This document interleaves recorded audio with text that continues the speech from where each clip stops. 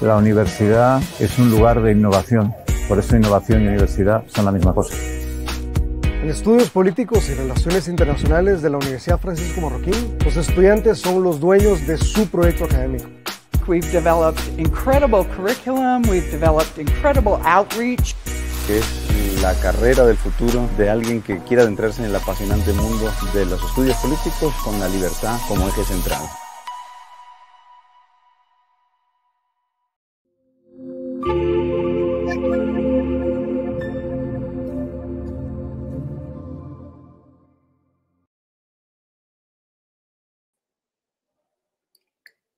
Hola a todos, bienvenidos. Mi nombre es Pilar Jiménez y soy la coordinadora de la carrera de Comercio y Relaciones Internacionales del Instituto de Estudios Políticos y Relaciones Internacionales de la Universidad Francisco Marroquín. En esta conversación, el día de hoy, en esta nueva UFM Talk, abordaremos el proceso de integración regional de la Alianza del Pacífico, poniendo especial interés en los espacios de encuentro del sector privado de Chile, Perú, Colombia y México, así como también del interés de terceros países que ha provocado este acuerdo. Para tratar este tema, contamos con la participación de José Luis Parra, quien tiene una gran trayectoria y experiencia en materias de comercio internacional, y él hoy es el director estratégico del Observatorio para la Alianza del Pacífico de la Pontificia Universidad Católica de Chile. Él ha sido parte de diferentes directorios, ONGs, profesor universitario, experto en materias de negocios internacionales, administración, pymes, desarrollo tecnológico, innovación y otras. Desde ya los dejo invitados para que puedan ir haciendo sus preguntas por los canales en los que nos estén mirando. Y los dejo ahora con José Luis. José Luis, muchas gracias, muy bienvenido. Ahí está José Luis. Ahí está. Hola. Hola. Bueno, primeramente, Pilar, agradecerte esta invitación. Es un gusto estar compartiendo con ustedes. Te comentaba antes de entrar a nuestra conferencia que le tengo mucho cariño a Guatemala. Durante muchos años estuve visitándola por lo menos 2 veces al año cuando vivía en México. Así que conozco vuestro país, disfruto mucho de la comida y especialmente de la calidez de lo que son los guatemaltecos. Así que para mí un gusto estar hoy conversando, además de un tema del cual me apasiona, como es el tema de la Alianza del Pacífico. Para entrar en materia, yo sé que todos saben, y tú ya dabas una breve descripción de lo que es la Alianza del Pacífico, pero de todas maneras quisiera hacer algunos comentarios al respecto. Este acuerdo de integración profunda y regional, que además en su minuto fue considerada y sigue siendo considerada de vanguardia respecto a las temáticas que contiene su protocolo adicional de comercio que está compuesto en 21 capítulos. Esta iniciativa nace en el 2011 y nace a raíz de la crisis que vivíamos después del 2008, la crisis subprime en los Estados Unidos, y que traía un viento y una necesidad de poder trabajar en conjunto para poder paliar los efectos de esta crisis. Estamos hablando de un tiempo donde el tema del comercio era bien visto, en donde había un crecimiento, las 4 economías que conforman la Alianza del Pacífico tenían un crecimiento por encima del 5,5%, entonces habían vientos a favor. Este acuerdo reúne a 225 millones de personas, por lo tanto es un mercado realmente importante si uno lo considera, por supuesto, después del Mercosur, por lo que es Brasil en cuanto a tamaño de país. Pero, sin embargo, la profundidad de la alianza es muy superior a lo que era o lo que ha sido el Mercosur. Ahora, ¿cuáles son esos factores comunes que unen a estos 4 países en su minuto? Primero, la baja distancia cultural, una orientación muy fuerte hacia el mercado, unos promotores de la integración regional y especialmente no solamente integrarnos dentro de la región, sino mirando al Asia-Pacífico, en particular ASEAN y todos los países que conforman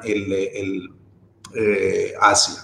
Asimismo, la Alianza del Pacífico tiene una gobernanza, está dado por el más alto nivel, que son los presidentes de los 4 países. Hay una cumbre anual donde se reúnen y ahí salen, digamos, la declaratoria en donde vienen los mandatos que se tienen que ejecutar año tras año. Hay un Consejo de Ministros, el cual está conformado por el Ministro de Relaciones Exteriores y el Ministro de Comercio de cada país.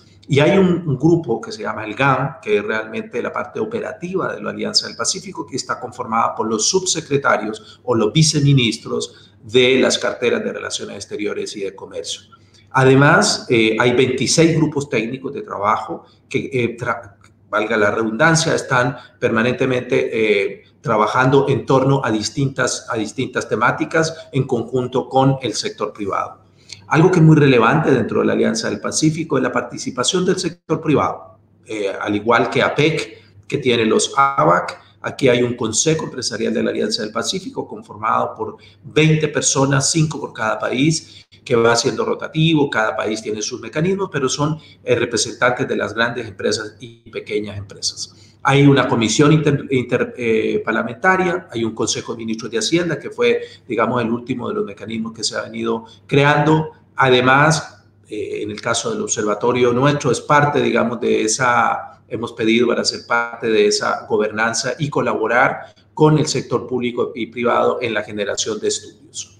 Vamos a hablar rápidamente de cada uno de los 4 países a modo de recordarles a ustedes, que estoy seguro que todos estos datos ya lo conocen. En Chile, el 56,7% del PIB está dado por el comercio internacional. O sea, Chile es una de las economías más abiertas del mundo y donde el impacto en el comercio, lo que ocurre a nivel internacional, tiene una gran afectación. El 28,2% del PIB son exportaciones. Tiene 29 tratados de libre comercio con 65 economías, lo cual cubre el 88% del PIB mundial. Entonces, como les digo, Chile está a la vanguardia en cuanto a el relacionamiento a través de tratados de libre comercio. Y en los últimos 30 años sus exportaciones han crecido alrededor del 8,6% y ocupa el número 46 a nivel mundial como país exportador. Colombia es un país que se ha venido abriendo muy posteriormente. El 38,1% del PIB corresponde al comercio exterior y el 15,9% del PIB corresponde a las exportaciones de bienes y servicios. Como ustedes pueden ver, es mucho menor a lo que es Chile, y sus exportaciones han crecido un 5,9% en los últimos 30 años. Tiene 11 tratados de libre comercio y ocupa el 56% de los países más exportadores. Luego viene México, que es la economía más importante de los 4 países miembros de la Alianza del Pacífico por su tamaño, por lo que implica, y México sí que está integrado al comercio exterior. Un 78,1% del PIB está compuesto por comercio exterior. Y todos sabemos que en gran parte se debe al NAFTA o ahora al TECMEC en su última actualización en la administración Trump. Tiene un 39% del PIB corresponde a exportaciones. O sea, México es muy sensible a todo lo que ocurre, pero particularmente muy centrado en los países del norte, Estados Unidos y Canadá. Exporta el 42% de toda la región. Imagínense el peso que tiene México, seguido, por supuesto, después de Brasil. Y en los últimos 30 años ha crecido 13 veces su valor en exportaciones. Tiene una buena diversificación de exportaciones, exportaciones con un mayor valor agregado, a diferencia de los otros 3 países. Ocupa el 13º puesto de mayor exportador en el mundo. Y por último, Perú, que tiene un 47,1% del PIB, corresponde al comercio exterior, un 24% del PIB, tiene 11 tratados de libre comercio, 4 comerciales, etcétera. Y en los últimos años ha crecido un 14,5% y ocupa el 54º lugar de los países exportadores. Si ustedes se pueden dar cuenta, hay una cierta similitud en cuanto al peso, en cuanto al nivel de exportación de los 4 países de la alianza, salvo en el caso de México, que se escapa insisto, por el tamaño que tiene y especialmente todo se le debe en gran parte al NAFTA, que tuve la oportunidad de trabajar en el año 1994 a través del Tecnológico de Monterrey en el desarrollo de lo que fue ese Tratado de Libre Comercio.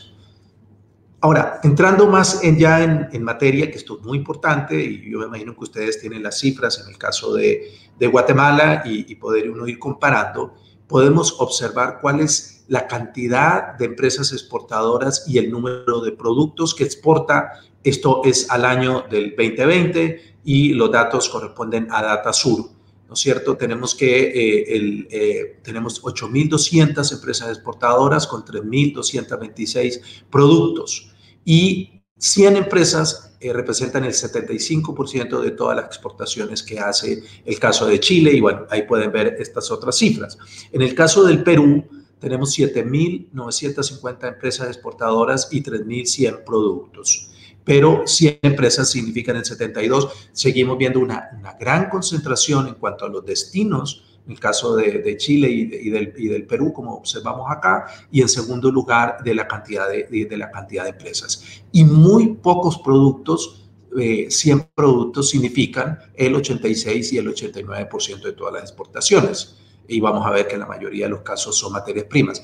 Esto significa, y aquí vemos la primera oportunidad, ya adelantándome al final de mi presentación, que necesitamos diversificar la matriz exportadora en el caso de nuestros países. Ahora, si observamos el caso de Colombia y de México, Colombia tiene 11.400 empresas exportadoras con 2.846 productos. O sea, tiene una mayor cantidad, pero un menor número de productos. Acá 100 empresas hacen el 76% de todas las exportaciones, 10 destinos tienen el 70% de las exportaciones y 100 productos ocupan el 87% de todo lo que se exporta, toda la cantidad de productos que exporta en el caso de Colombia.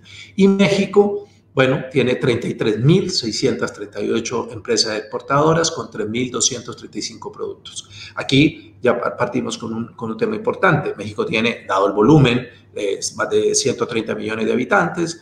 Vemos que tiene mayor cantidad de empresas exportadoras, pero la cantidad de productos sigue siendo poca. Lo que pasa es que son productos con mayor valor agregado, son productos con un mayor valor como tal que las otras tres economías. Entonces, en el caso de México vemos la gran dependencia de 100 empresas en el 89% y 10 destinos tienen el 94% de todas las exportaciones. Bueno, esta es una fotografía ya a nivel micro, si estábamos hablando antes de la macro, ahorita estamos hablando de la micro, de lo que son nuestras 4 economías dentro de la Alianza del Pacífico. Ahora, tal como se mencionaba, la Alianza del Pacífico nació como la niña bonita en nuestra región después de tantos fracasos de intentos de integración regional, de los distintos acuerdos y tratados. Los expertos en comercio suelen hablar del spaghetti bowl al referirse a la gran cantidad de cruces que hay en los distintos tratados, en los distintos acuerdos en los que participan las economías. Nuestra región tiene más de 70 acuerdos de distinto tipo y en los cuales participan de distinta manera nuestros países. Pero sin embargo, lo que vemos es que nuestra región es muy poco integrada. En el caso de la Alianza del Pacífico, solamente el 3,5% año 2020 corresponde a las exportaciones o importaciones dentro, es el intracomercio dentro de la Alianza del Pacífico. Pero si yo lo comparo con el TECMEC, ya estamos hablando del 50%, o si lo miro con la Unión Europea, un 64%, o con Asia Oriental, un 50%, Mercosur tiene un 18%, y América Latina, de todo lo que nosotros exportamos, lo que se queda dentro de nuestra región, o sea, que exportamos a los demás países de nuestra región, es el 14%. Entonces, el gran reto que tiene la Alianza del Pacífico es seguir creciendo en el volumen de exportaciones intra-alianza. La meta que se tiene en el plan estratégico al 2030 es llegar a un 10%.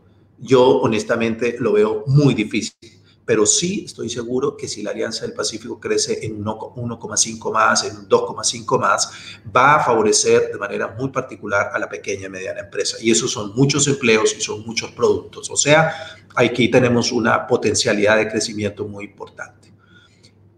Nosotros como observatorio trabajamos con Deloitte y semestre a semestre sacamos un índice de inversiones de M&A, más que inversiones de M&A, de Merger and Acquisition, en la Alianza del Pacífico.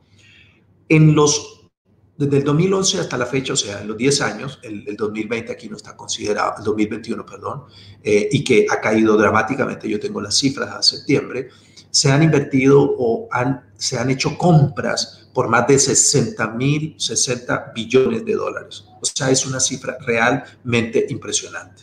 Lo que ha ocurrido, aquí vienen de dónde provienen esas inversiones, principalmente de Asia, Norteamérica, Europa, y también dentro de la misma alianza o dentro de países de la región. O sea, la Alianza del Pacífico definitivamente, y si yo lo comparo con Mercosur, que es muchísimo más grande en tamaño, nosotros hemos tenido un comportamiento, me refiero a Alianza del Pacífico, muy atractivo para las Merger and Acquisition en la región. Siempre en el Doing Business, antes de ser tan desacreditado, como sabemos lo que está pasando con el Doing Business del Banco Mundial, siempre estas 4 economías aparecían como los países mejores para invertir en la región de México hacia abajo, o sea, Latinoamérica. Ahora, yendo rápidamente a lo que son las oportunidades y desafíos que observamos dentro de la Alianza del Pacífico, vemos primero la incorporación de los estados asociados. Esta es una figura que fue creada en Chile a raíz de la caída del TPP-11. En ese entonces el ministro Heraldo Muñoz decide aquí en Viña del Mar generar una reunión para ver cómo la Alianza del Pacífico podía incorporar a nuevos socios en una categoría distinta, porque tenía 2 categorías nomás, digamos, miembro en pleno o estado observador. Y estado observador son 55 economías de todos los 5 continentes, pero no tienen una gran participación, más bien a nivel de cooperación, de apoyo, pero no una participación más activa en la Alianza del Pacífico. Y ahí se crea esta figura y aparece en el año 2018, estando en Cali, Colombia, en la cumbre, estos 4 países, Singapur, Corea, Australia y Nueva Zelanda, que querían ser miembros asociados. Y yo creo que eso no se ha podido materializar por distintos motivos económicos y políticos que todos conocemos que ha ocurrido en los últimos 4 años. Ha sido una vorágine estos últimos 4 años en materia de acontecimientos, podemos decir que equivalen a 4 décadas. Pero ya Singapur está siendo aceptado, viene luego Corea y Australia y Nueva Zelanda están allí. Además, aparece otro país adicional que es Ecuador, que quiere ser miembro en pleno, dado que es lo más obvio siendo de la región. Ha habido otros países como Panamá en un comienzo, Costa Rica, muy interesados también en participar ya en una relación más profunda en la Alianza del Pacífico. En segundo lugar, creemos que hay una gran oportunidad para profundizar en las cadenas regionales de valor, para ser miembros de las cadenas globales de valor. En la Alianza del Pacífico no se habla de Global Value Chain, sino que se habla de cadenas regionales de valor. Y las cadenas regionales son muy bajas. Y creo que esta crisis que hemos tenido de la pandemia ha demostrado la necesidad de poder comenzar a producir más dentro de nuestra misma región. Y eso es tema para otra posiblemente conferencia, lo que está pasando a nivel mundial con el desabastecimiento, etcétera, ¿no? Y esto tiene que ver porque nuestras cadenas globales de valor están más en Asia. Hay 3 grandes focos: Estados Unidos, Alemania y Asia, China, en donde están las 3 grandes polos de las cadenas globales de valor, en donde mueven el 56% del comercio mundial. En tercer lugar, tenemos un gran reto, que es la estabilización de las reglas de inversión. Y ahora les voy a mostrar una gráfica que apareció hoy precisamente en el diario Mercurio acá en Chile, en donde vemos cómo ha habido una afectación muy fuerte en la estabilidad de los países y en las cuales las inversiones posiblemente no van a estar llegando en la medida que llegaron en el pasado. Y por supuesto hay una gran apuesta de la Alianza del Pacífico a crear un mercado regional el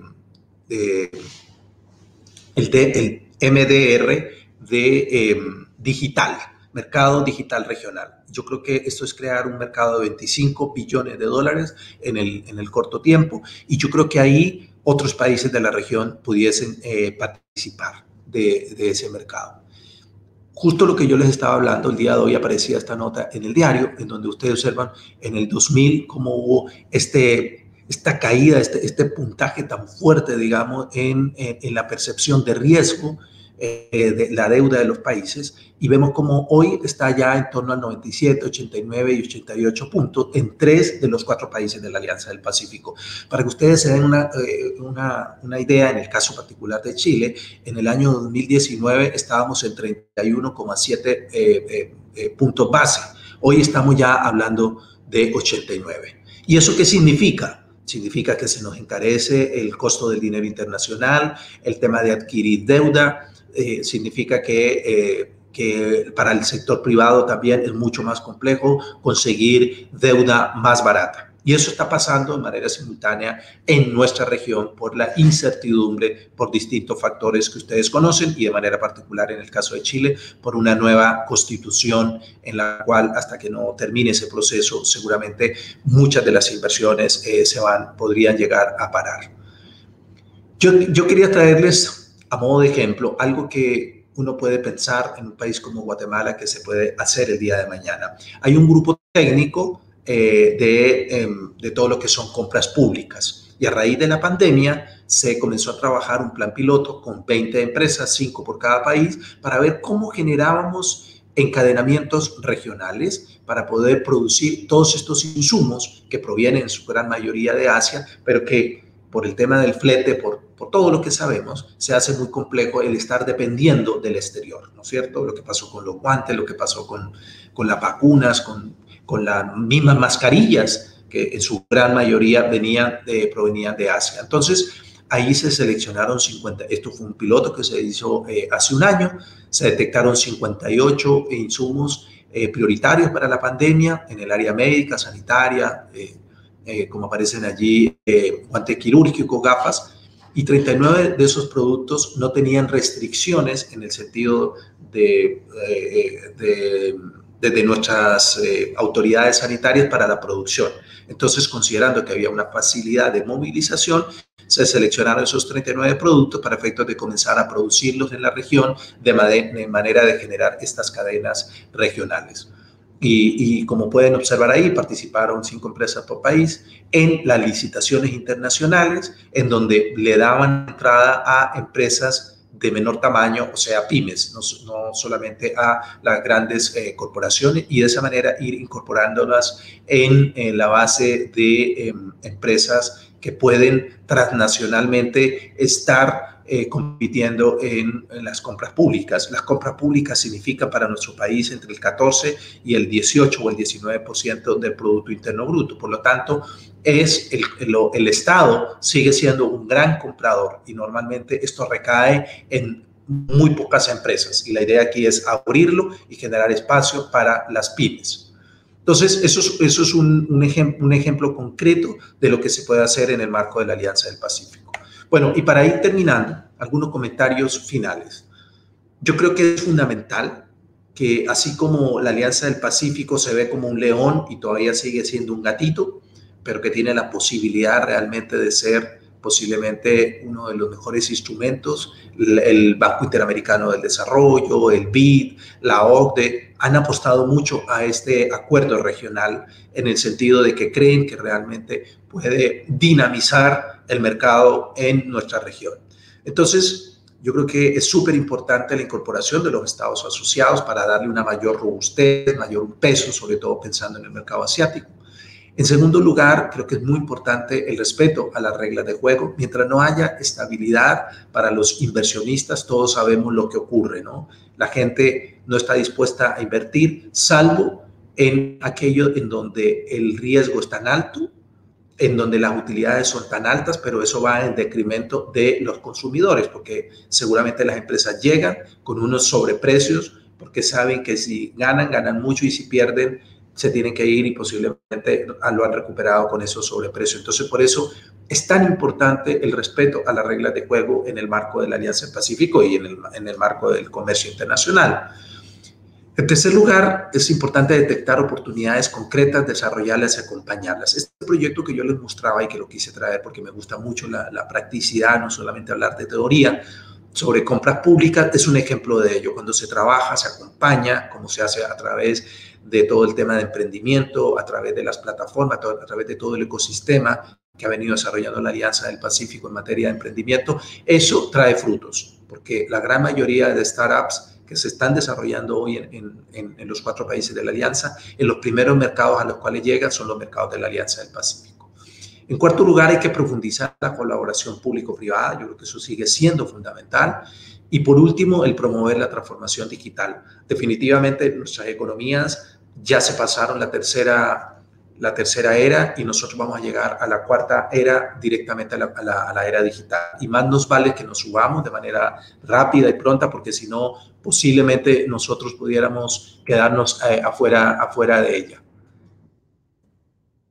Voy a dejar de compartir. Y ahí te veo perfecto. Perfecto. Estaríamos terminando. Muchas gracias, Pilar. No sé si me pasé del tiempo. No, estás perfecto porque además tenemos tiempo porque hay una lluvia de preguntas. Por lo menos... Todas las preguntas las respondes tú, yo te acompaño. Quizás lo que pasa es que me quedaron dando vuelta algunas cosas, pero una que quizás es más como... Naturalmente es más política que económica o comercial, porque, o sea, Latinoamérica, no sé si todos los países de la Alianza, pero en el fondo es cómo se mueve el proceso de integración, cómo se sigue profundizando en el escenario actual. O sea, cuando tú nos compartes, ¿cierto?, como esta gráfica del riesgo, me surge esa pregunta, o sea, ¿cómo se sigue navegando, cómo se sigue desarrollando o profundizando? ¿Cuál es la estrategia que debería seguir un proceso de regionalización como este en el escenario actual, incluso sin COVID, pensándolo un poco más como en el ámbito político, ¿no? Es una excelente pregunta, Pilar, porque no podemos separar el tema económico de lo político, digamos, lo uno está supeditado a lo otro. Yo creo que ese es uno de los grandes problemas del fracaso en América Latina, en nuestra región, respecto a lo que es el proceso de integración, porque nuestros países han estado supeditados a los gobiernos y no a las políticas de Estado. En el caso de Chile, el éxito que tuvo, la apertura y el libre comercio que ha tenido Chile, como yo lo mostraba, con uno de los países más abiertos a la economía mundial, ha sido porque fue una política de Estado, indistintamente del gobierno que llegara, se mantenía. Y eso no ha ocurrido en el resto de los países y ya tampoco está ocurriendo en Chile. Claro. Como tú sabes, por ejemplo, Chile fue el iniciador del TPP, una economía tan chica, pero fue el iniciador allá en el año 2008, 2009, en la administración de Obama, y hoy somos una de las pocas economías que no lo hemos aprobado en el Senado. Eso hace la gran diferencia con Asia, porque en Asia, por ejemplo, en ASEAN, tú tienes distintos tipos de gobierno. Tienes desde gobiernos comunistas, tienes gobiernos más de democracia liberal, pero ellos son pragmáticos y por un lado va el tema de los gobiernos y por otro lado está el tema de comercio. Entonces, o sea, tratando de responder a tu pregunta, porque no tengo la respuesta, discúlpame, yo creo que es un escenario muy complejo para nosotros. Es un escenario muy complejo porque nuestra política de comercio está supeditada a los gobiernos. Y nosotros lo podemos observar en el caso de la Alianza del Pacífico con México. Desde la llegada de Manuel López Obrador de AMLO, ha habido un frenazo porque él no es muy amigo del libre comercio, es amigo de Estados Unidos y de México, del TECMEC, porque si él no lo fuera, se iría México a las pailas. México, a partir de la crisis sanitaria, volvió a ser el primer socio comercial de Estados Unidos, que había sido reemplazado por China. México por muchos años fue el primer socio comercial de Estados Unidos, pero China en algún minuto dado irrumpió y se quedó allí. Y ahora, a raíz de la guerra comercial, iniciada por Trump y luego la crisis sanitaria, México ahorita está, pero México no mira mucho el resto de las economías, más a un nivel de cooperación, pero no de comercio. Entonces, tratando de concluir tu pregunta, es un tema muy complejo. Si los países no entramos en un pragmatismo respecto a lo que creemos de todas las distintas esferas políticas, de lo que queremos como país, haciendo las correcciones que hayan que hacer y todo lo que tú quieras, pero en una política de largo plazo, vamos a seguir con estos vaivenes, que dependiendo del gobierno que llega, hay una política más de apertura o una política de cierre. Y esto no tiene que ver con tendencia, porque lo hacen los gobiernos de izquierda o lo hacen los gobiernos de derecha. O sea que aquí no tiene que ver mucho la ideología, más bien tiene que ver, insisto, con una política más de Estado. Y esto tiene lo que me quedé pensando también en otro punto, que tiene en realidad mucho que ver con esto que tú acabas de decir, pero de todas maneras no quiero como dejarlo acá, porque, o sea, supuestamente como la data de comercio intrarregional en el mundo, y tú lo decías, o sea, la distancia es un factor todavía hoy, todavía en el 2021, con todos los avances tecnológicos, la cercanía física sigue siendo uno de los elementos que incentiva el comercio entre países. Entonces, los comercios intrarregionales son muy relevantes en el mundo. Y entonces llama la atención, y tú lo abordaste, digamos, en tu presentación, pero quiero como volver un poquito ahí. Y el caso de Latinoamérica no es así. O sea, como tú dices, ¿En qué sentido, perdón?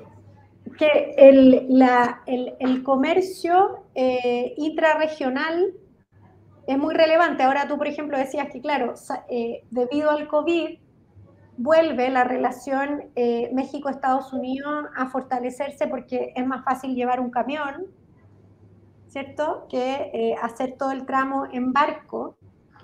Y hoy día, entonces, como la experiencia COVID nos ha mostrado de vuelta la importancia que tiene relacionarse con los vecinos a nivel comercial. Absolutamente de acuerdo contigo. Lo que pasa es que ahí hay dos dimensiones. Uno es la dimensión que tiene que ver con los encadenamientos regionales o las cadenas globales de valor, en donde definitivamente la cercanía es fundamental. Si nosotros vemos un iPhone compuesto de más de 200 partes, y esas 200 partes se producen en 65 países. Ese es el caso típico de estudio de lo que es la globalización, ¿verdad?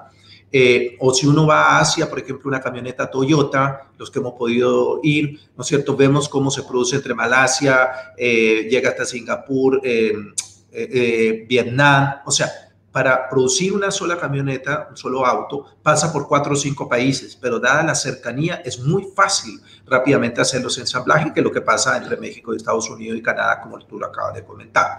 Ahora, eso en cuanto a esa materia. En cuanto al comercio, previo a la crisis que tenemos hoy, en donde un flete, yo traer un container de China me costaba $1,500, $1,200, y hoy me cuesta $18,000. Sí, es brutal. Además me ponen en cola de espera, porque puede llegar alguien y ofrece 20 y mi mercancía me la dejan abajo. Tú sabes que los niños perdieron la Navidad. Así es. O sea, Estados Unidos tiene un grave problema hoy porque no tiene mercancía para vender en esta Navidad, y eso ya lo han dicho todos los comerciantes. No hay ropa, no hay, o sea, juguetería, etcétera, como tú lo dices. Y ahí la distancia fue un rol importante. Entonces, por eso es que la relocalización de la planta, y aquí quienes se muevan más rápido son los que quedan en la foto, como dice el dicho, ¿no? Por ejemplo, Colombia está trabajando mucho con Estados Unidos para que muchas de esas fábricas y situaciones que estaban en Asia vengan y se instalen en su país. Entonces, yo creo que tenemos una oportunidad a nivel de regiones para poder tener ciertos núcleos de producción de ciertos productos e ir haciendo ensamblaje dentro de la misma región. Ahora, aquí hay un factor que nada más lo traigo a colación en nuestros países, que es la infraestructura. El grave problema que tenemos en términos generales en nuestra región es la infraestructura, que tiene que ver con los puertos, aeropuertos, carreteras. En el caso de Colombia, por ejemplo, es más costoso movilizar la carga de Buenaventura, el puerto principal en el Pacífico, llevarlo a Bogotá, que lo que te costaba el container. Hoy podrían estar equiparados por el costo internacional y por el dólar que está disparado. Pero ¿qué te quiero decir con esto? Que en tiempos normales Es muy costoso mover la carga interna de nuestros países por seguridad, por la carretera, etc. Chile ha tenido siempre una ventaja grande, primero porque bueno, es delgado, pero tiene buenas carreteras y la movilización y la llegada a los puertos es muy rápida. Entonces, ahí también tenemos un gran trabajo por hacer, el mejorar la infraestructura a nivel de estos factores de movilización para que el comercio pueda fluir más rápido. Ahora pensando como en riesgos y oportunidades, porque de alguna manera creo que el factor China se hace hoy día más relevante pensándolo ya como un actor geopolítico relevante, o sea, como en esta bipolaridad que está surgiendo ya hace un rato, pero que se ha mantenido y tiene mucho que crecer con Estados Unidos, y entonces es como China ve oportunidades en Latinoamérica de inversión, de infraestructura, de localización de industria, y eso tiene como un aspecto que puede ser luminoso y que también tiene cierto riesgo. Y entonces me estoy yendo para otro lado, pero es que no puedo evitarlo, o sea, estoy como súper expectante hace mucho rato de China, y no sé si desde el Observatorio de la Alianza del Pacífico han visto un poco como este acercamiento de China a América Latina. Cuando hablaste de infraestructura lo pensé, o sea, cómo está en El Salvador, por ejemplo, cómo está y cómo está en los países de la Alianza del Pacífico también. Así es. ¿Estará viendo el proceso? China es el primer socio comercial para el caso de Perú, caso de Chile. De Colombia ya está en tercer lugar. De México ya pasó a ser el segundo lugar. O sea, impresionante después del TECMEC. China, para que tú te des cuenta, en el año 2019 invirtió más que todo el Fondo Monetario Internacional en América Latina. Entonces, eso es ya un dato de la causa. China es un gran player, y lo que ocurre con nuestras economías es que entramos en una dicotomía de si estoy con Estados Unidos o estoy con China. Hasta el día de hoy, eso se ha podido mantener, y nuestros países, incluido Chile, porque Estados Unidos es el segundo socio después de China, pero muy lejos. Chile en solamente de 2020 a la fecha pasó de ser el 37% casi al 50% del comercio China. O sea, el crecimiento con China, dado el tema del cobre, dado el tema de la exportación de fruta, etcétera, ha sido brutal el crecimiento que ha tenido en tan solo 2 años. Y yo creo que eso es un dato, como digo, de la causa, y que nuestros países van a tener que trabajar con ello y trabajar con ambos países. Ojalá no lleguemos a la época de la Guerra Fría, digamos, en el sentido en que nos vayan a colocar a preferir uno sobre otro, sino que podamos convivir con ambos. O sea, yo creo que en el caso particular de nuestros países requerimos ambas economías para el desarrollo. Yo creo que hay mucha cosa que está correlacionada, la cooperación, y eso se tiene que seguir dando. Pero definitivamente China va a ser la primera economía del mundo, eso no me cabe ni la menor duda, en cuanto a tamaño de Producto Interno Bruto, ¿no es cierto? En cuanto a tamaño PIB. Posiblemente no todavía a un nivel geopolítico y militar, etcétera, pero lo va a hacer en un tiempo más, ¿no? Pero hablando solamente netamente económico, está muy cerca ya de alcanzar a los Estados Unidos. Sí, estamos como está tan...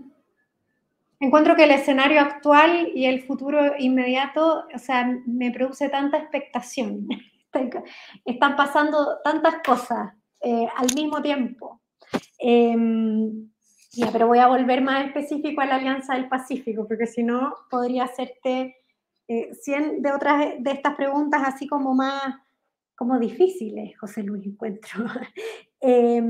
Yo quería saber un poquito más sobre los estados asociados y cuál es cómo es que tendría que materializarse, o por qué estos países que tú mencionas, estos 4 países, vieron que es una oportunidad poder participar de este proceso de integración. Canadá, por ejemplo, los 4 países que están, yo puse Corea, Corea es el quinto y Ecuador el sexto, pero es básicamente Australia, Canadá, Singapur y Nueva Zelanda. Esos 4 países comenzaron desde el 2018 a negociar en una modalidad 4+4. O sea, eran los 4 países negociando al mismo tiempo con los 4. En el tiempo, dado las diferencias, digamos, en cada uno de los países y los requerimientos, nos hemos ido a negociar 4+1 y ahora en algunos casos estamos negociando ya 1-1. Y en eso es lo que Singapur ya se logró. Esta figura, de alguna manera, es tomando el protocolo adicional, que ya es el acuerdo marco que hay entre los 4 países, es ver qué cosas se le incorporan nuevas o qué cosas se dejan afuera. Y yo creo que eso es lo que lo ha dilatado, porque casos por países como Canadá y Australia, donde el tema de género, donde el tema medioambiental es muy relevante, donde el tema de los derechos de propiedad son importantes, y la alianza en eso posiblemente es algo que tiene más débil o no lo cubre de la manera más mandatoria. Ha hecho, como te digo, que el proceso ya se haya revitalizado en el último tiempo, pero hoy se está llegando a un puerto con un protocolo más menos exigente, llamémoslo así, pero que de alguna manera va a ir increciendo en el tiempo. Entonces, yo creo que es muy relevante porque es muy distinto estar diciendo que yo estoy en un bloque en donde estamos solamente 4 economías importantes dentro del marco de América Latina, pero que yo tengo además 4 economías que son muy importantes a nivel global. Singapur siendo un país pequeño, todos sabemos lo que significa que Singapur como país, digamos, ¿no es cierto? Canadá, Australia, insisto, Nueva Zelanda, que son países que en el concierto internacional tienen mucho que decir en materia de libre comercio. Entonces, por lo tanto, yo a eso le he llamado el ponernos los pantalones largos. O sea, si la Alianza del Pacífico integra a estos 4 países, se tiene que poner tiene que poner los pantalones largos. Quiere decir que tiene que mejorar en muchos aspectos, tiene que ser más ágil en sus procesos, etcétera. Tiene que tener una institucionalidad más gruesa. Hoy la institucionalidad de la Alianza del Pacífico está dada en las personas que trabajan dentro del gobierno, pero no tiene una pequeña secretaría. Ellos le han huido a eso, a la Secretaría Técnica. Llámele como le llame, una unidad de seguimiento, porque es importante que cuando hay cambio cada año de la presidencia pro tempore haya continuidad en los objetivos. Entonces, es muy relevante eso, porque eso además va a hacer que otras economías también de nuestro país, de nuestra región, quieran incorporarse. Insisto, Ecuador es el primero que está en la lista, pero puede atraer a otras economías y eso lo haría muy interesante. Aquellas que están en el Pacífico, acuérdate que el mismo Macri en su minuto lo pensó, Bolsonaro quería trabajar más Mercosur, Alianza del Pacífico. Yo creo que eso es fundamental, la cooperación entre Mercosur y la Alianza del Pacífico, tema para otra conversación, pero ahí hay una potencialidad de trabajar en pymes y trabajar en algunas cosas que lo había comenzado a trabajar la presidenta Bachelet cuando lo llamaba la cooperación en la divergencia o algo por el estilo, pero eran distintos, pero en esa divergencia había posibilidades de trabajar juntos, ¿no? Claro, sí, total. Y yo quería preguntarte, ya como esto es más específico, ¿no? Pero sobre como el rol del sector privado en este bloque. O sea, ¿cuán relevante es? ¿Cómo lo has visto tú? Muy buena pregunta. Es muy relevante porque dentro de la institucionalidad no es algo voluntario, sino que está dentro de la institucionalidad. El Consejo Empresarial de la Alianza del Pacífico, el CEAP, ellos tienen su Sherpa, que ellos trabajan permanentemente en proyectos conjuntos, en proyectos separados, pero siempre en coordinación con los gobiernos, y ellos son parte de la cumbre empresarial. O sea, cuando hay la cumbre presidencial, por un lado están que se reúnen los gobiernos, ven los grupos técnicos, están los ministros, pero hay un minuto donde se junta tanto la cumbre empresarial con la cumbre presidencial y van a cenar y hay, digamos, este diálogo no distante, sino un diálogo cercano de qué es lo que están viendo, en dónde hay que apretar, en dónde tenemos que reforzar juntos. El sector privado le hace sus demandas a los gobiernos.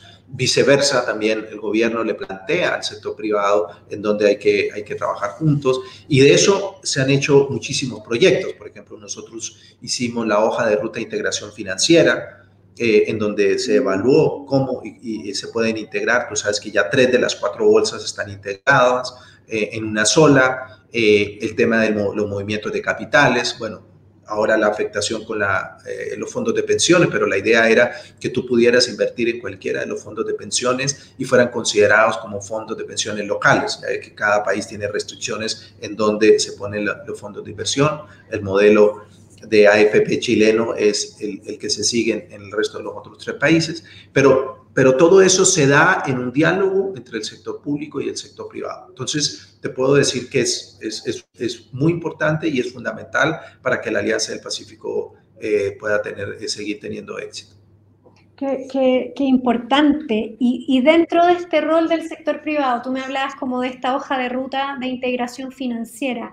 ¿Habrá algún otro ejemplo que a ti te parezca así como que quisieras compartir que ha sido un buen ejemplo que quizás otros sectores de los privados y de los estados también quizás deberían mirar y hacer eco, replicar?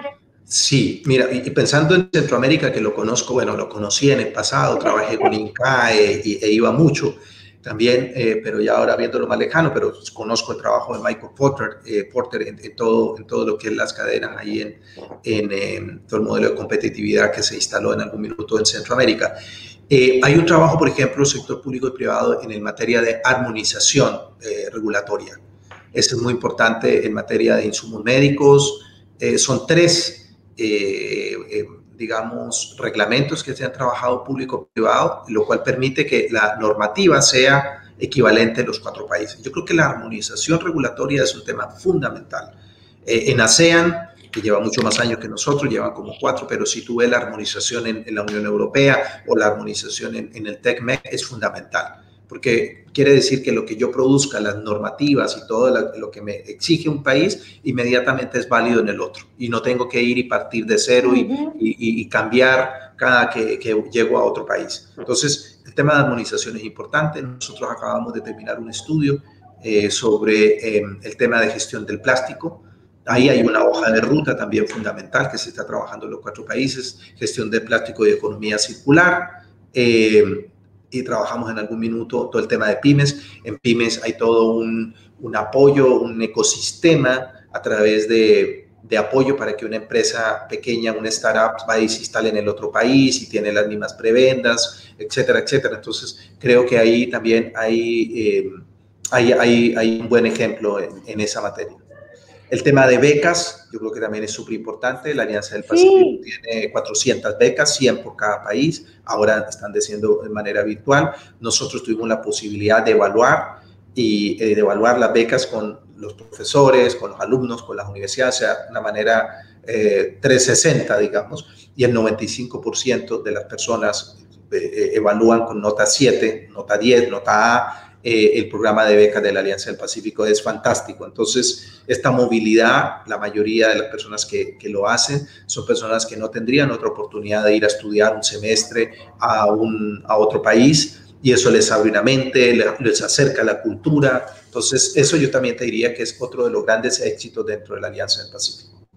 O sea, es un gran éxito en términos de poder como tener embajadores de la alianza, o sea, como... Tal cual, ese es el nombre que se les da, exactamente, embajadores de la alianza. Claro, porque podría parecer no tan importante, pero tiene un impacto relevante, porque al generar lazos, después buscan como...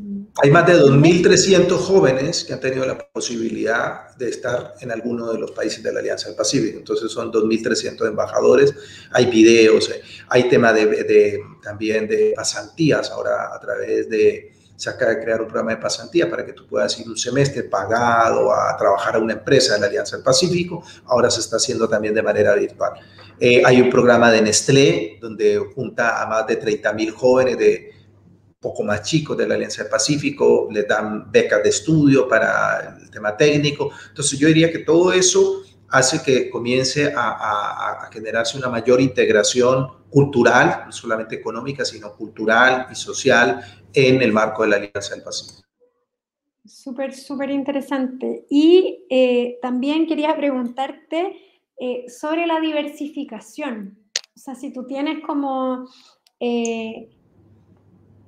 ¿cómo logran diversificar los socios de la Alianza del Pacífico? Y bueno, esa es una pregunta como... Sí, es una pregunta clave, pero... Claro, muy, muy compleja y es una discusión sí, que todos los países tienen, digamos, a su nivel interior en cómo lograr ir diversificando su matriz exportadora. Yo creo que esa es una conversación pendiente. Se ha hablado de un trabajo entre Asia, los países de ASEAN y la Alianza del Pacífico. ASEAN es miembro observador de la Alianza del Pacífico y ahí se ha comenzado a trabajar, ya se han hecho algunos estudios de cadenas globales en donde se pudiera comenzar a trabajar con algunos productos.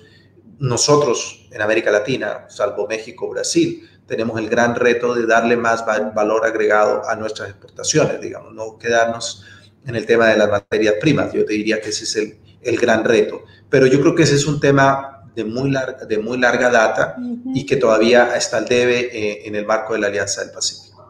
Y no solo en el marco de la Alianza del Pacífico, ¿verdad? O sea, como a nivel del continente, o sea, el continente de América Latina. Así es. Sí, totalmente. Ay, tú me estabas diciendo algo y ahí quería preguntarte, pero se me acaba de olvidar. Qué horror. Ya, pero tengo igual otra pregunta. ¿Desde cuándo existe la Alianza del Pacífico? Tú decías, ¿cierto? O sea, como ya son 10 años, ¿no? 2011, claro. Sí, este año, abril 28 del año 2011 se creó. Sí, entonces ya estamos en los 10 años, que tocó año pandémico, entonces como difícil la evaluación, pero como ya nos queda poquito, unos minutitos, quisiera como cerrar con esa pregunta de ¿cómo has visto, en qué situación está hoy día la Alianza del Pacífico? ¿Qué ves tú que ha avanzado realmente? ¿Dónde están los orgullos de la Alianza del Pacífico? Y quizás dónde están los temas como a seguir trabajando, que los has dicho, pero como para ir haciendo más como un punteo quizás. Mira, así en honor al tiempo, yo te diría que lo primero es el 92% y se quiere llegar, había el 92% de exportaciones de productos tienen arancel cero en el marco de la Alianza del Pacífico. Había un calendario programado a 10, 15 años, el presidente Piñera lo ha acelerado, yo creo que eso se va a llegar casi al 100%, eso ha pasado mucho más del 92%. Entonces yo diría que ahí lo primero es donde vemos realmente una zona de libre comercio entre estos 4 países. Ahí hay un valor concreto. En segundo lugar, hay avances en distintas materias, como por ejemplo el OEA, que es el operador económico autorizado, que son las empresas que operan todo el tema de las agentes aduanales y que pueden llegar a operar en el marco de los 4 países de manera libre. Eso también se está generando. Y los otros que ya mencionábamos, como el tema de educación, etcétera. Yo creo que hay un valor que no se puede medir, que es más bien cualitativo, pero que es fundamental y que la Alianza del Pacífico lo tenía, pero que yo creo que ha sido mucho mayor de lo esperado, en la cooperación. Yo creo que hoy los 4 países se juntan cada 3 meses y hoy hay un mayor nivel de cooperación, de ayuda, de compartir mejores prácticas, no solamente en el marco, sino que tú estás haciendo bien esto, oye, cuéntame cómo lo han hecho. Así ha nacido, por ejemplo, el CERNAC, ha sido un modelo que se ha ido copiando y se ha mejorado en los otros 3 países. Entonces, hay un tema de cooperación que es fundamental. Los ministros de Hacienda, yo escuchaba en alguna oportunidad a Felipe Larraín cuando él decía, cuando yo quiero tomar una medida, yo inmediatamente llamo a mis colegas de la Alianza del Pacífico, cómo están viendo ellos, qué están haciendo, etcétera. Entonces, hay una cercanía que eso te lo permite el estarte juntando de manera recurrente. Ahora, yo creo que está al debe en muchos otros campos. Es una alianza joven, 10 años, o sea, a veces uno le exige mucho más, tal vez cuando tú estás adentro y conoces las cosas intrínsecas, cómo se mueven, uno quisiera que la velocidad fuera aún mayor, pero hay que movernos al ritmo de cuatro economías, de 4 gobiernos, y eso a veces no es fácil, imagínate cuando sean muchos más. Pero yo creo que tiene una gran oportunidad de crecer, pero a la vez, como ha pasado en otros foros, como ya lo mencionábamos al inicio, que se han ido desinflando en el tiempo. Entonces el gran reto es cómo sigue dinamizándose. Yo le llamo seguir haciendo goles, A veces queremos hacer goles de media cancha, pero hay que hacer goles chiquititos, permanentes, para que el sector privado en particular y la sociedad no se desinflen. Por ejemplo, el tema del turismo, el tema de haber eliminado las visas entre los 4 países ha sido fundamental. México le pedía visas a Colombia, le pedía visas a Perú. Y ese hecho ha hecho que el turismo antes de la pandemia creciera de una manera brutal. Ahí hay un tema concreto, el tema de la movilidad. Se ha querido crear una visa de la Alianza del Pacífico o una visa de inversionista, que yo creo que esa es mucho más importante. Eso lo vimos dentro del marco de la hoja de ruta de integración financiera, en el cual yo sea validado para que yo no tenga problema y no se considere como que voy a ir a lavar dinero o otras cosas. Porque en mi país, de donde yo sea, yo estoy siendo validado por todos los reguladores como una organización, un inversionista serio, confiable, y eso me debería dar la capacidad. Eso lo tiene, por ejemplo, APEC y lo tiene ASEAN. Entonces, ese pasaporte de inversionista yo creo que es por lo pronto un tema importante. Entonces, yo te diría que hay grandes luces, pero también hay grandes sombras, y especialmente lo que más me preocupa de manera particular, viéndolo desde el punto de vista de las relaciones internacionales, es qué va a pasar en las próximas elecciones en los países de la Alianza. Sí, total. O sea, ese es como el tema del momento. Y en realidad ahora que tú dices y haces como este pequeño recuento de 10 años, o sea, ha pasado bastante. Se ha hecho bastante en 10 años. O sea, como 10 años, en 10 años han nacido y muerto sistemas. Sí. Y acá, en el fondo, más allá como de estas como sombras o situaciones que están al debe, es cosa que puedan como seguir funcionando o, claro, esperar también cómo están los contextos que vienen.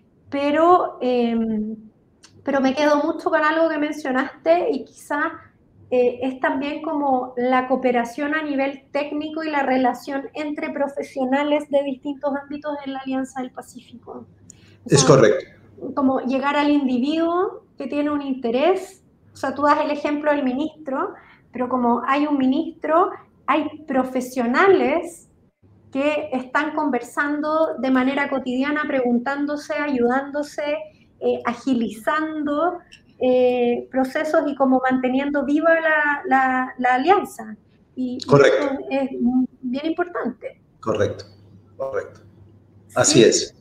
Sí, y claro, de alguna manera han cambiado gobiernos, pero hasta ahora ahí está y está funcionando. Se ha mantenido, eso es correcto, Pilar. Sí, y entonces como me quedo un poco con eso, porque encuentro que, o sea, aún con los desafíos, que cualquier sistema tiene siempre desafíos por lograr, es un buen ejemplo de sistema de integración para América Latina.